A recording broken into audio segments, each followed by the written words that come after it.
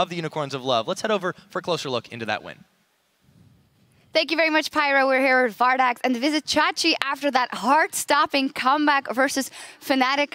We saw you, Vardax, especially jumping up and just hugging Hylissang and going all crazy. How much does it mean to upset one of the #1 teams here in Europe? It's amazing. Like, SK and Fnatic tied first place with 4-0, so we were super hyped about the game and we planned a lot for this, and we're super happy to actually pull out a win here. Yeah, you tell me you planned a lot. Visit Chachi, that Fizz pick. Actually, the Fisha was sitting here, credit where credit is due, and said maybe it would go in the top lane. Tell us about the plan forming to put that Fizz top. Yeah, after the recent change, I tried out Fizz top, and I think it works really good. The early game went pretty badly for us this time, though, and I couldn't get rolling. So I had to just AFK farm mostly in the game and let my team do the job. Yeah, especially after the early 4v2 dive it was, like Kikis was kind of like away on the golems and stuff like that, so you basically didn't manage to dive 4v2 and you fell behind. How did you actually manage to come back into the game as Fizz, because you were quite reliant on farm? Yeah, during the dive, Hylissang called that he will stun, and we could just follow up, but somehow the stun just didn't manage to land through. After that, I was just top lane most of the time, try to farm up and come with TP if my team needs me.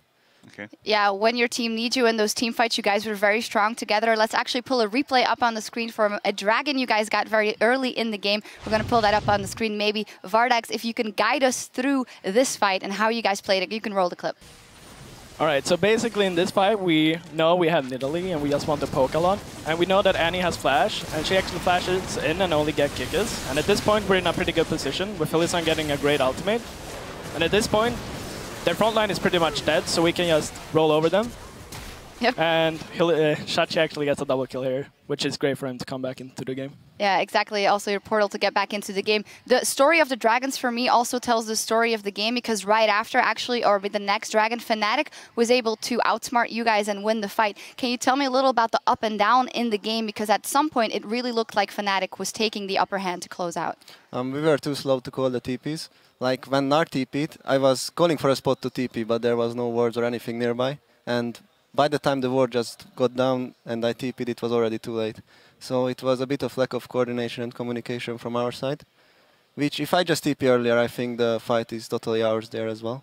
Funny you mentioned the lack of communication, because on a call later on, you guys decide to push the top lane, which could have been risky, but you knew you had the upper hand at that point. Why was that? It was all about the vision. Like, we see where they are, and we just can call at that point, like, or we know we're going to push faster. We have Nidalee for the speed with the heal. We have Corki with Triforce. We have Fizz. Like, we can push really fast, and we decided to go for it. Maurice, where do you think Fnatic dropped the ball in this one? I think you had a couple of team fights where Fnatic's blind trust into the flash Annie ult actually like hurt them a lot. You saw it in the top lane, for example, when they tried to engage and he flashed into a charm. You saw it in the replay that we just saw. He flashed in, got an ult off, but it wasn't good enough. And the blind trust that Fnatic basically has in the shot calling there, in the engage, forced them to overcommit on certain objectives and on certain like enemies, and therefore they basically dropped the ball there. Overcommitting at some objectives. We actually have another replay of a dragon fight later in the game, which actually occurs, if we can get that up on the screen, after Fnatic got Baron.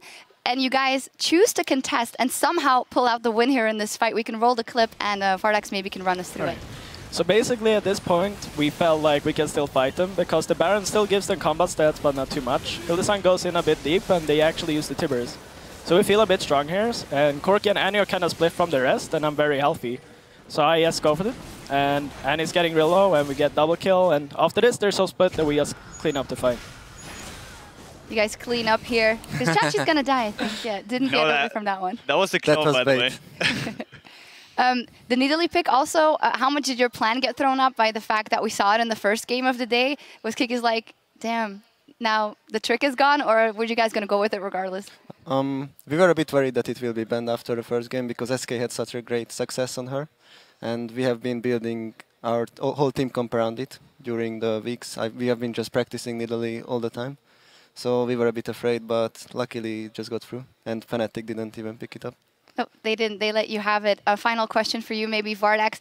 Before this game, we were actually discussing, do the Unicorns of Love have what it takes to take down the top-tier teams? The answer is yes, but only for Fnatic for now. How do you think this has changed your approach to maybe if you replay Elements and you replay SK Gaming, because they have a different style of play? Will it work also against them, you feel? I think so, yes. I think that we practice a lot and we get better all the time. And this is also our first split in the LCS. So I think with a bit more experience against the top teams, we can definitely challenge them. Well, you took down Fnatic, so I would say that there's definitely a chance. Thank you very much. Congratulations. The Unicorns of Love taking down Fnatic. It's time for us to take a break. But when we return, Meet Your Makers will face the powerhouse roster of Elements. You won't want to miss it.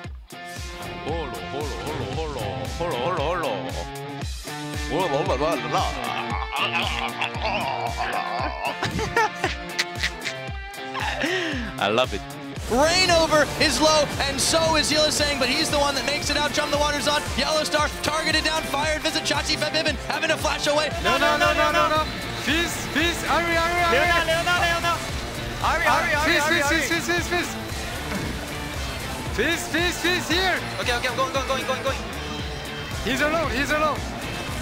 Nice. Here comes the rest of the Unicorns, and they're going to try to save the play. Hylissang already out. Steelback extremely low. Vardax is going to manage to pick up the kill. He uses Gnar on Power of Evil. They're going to maybe blow him up. No. Zanya's Hourglass on. Rainover goes down. Huni, Hylissang locking up the backline. Towers are falling and all of the craziness. Fnatic is mortal after all, and the Unicorns of Love take a win in Week 3.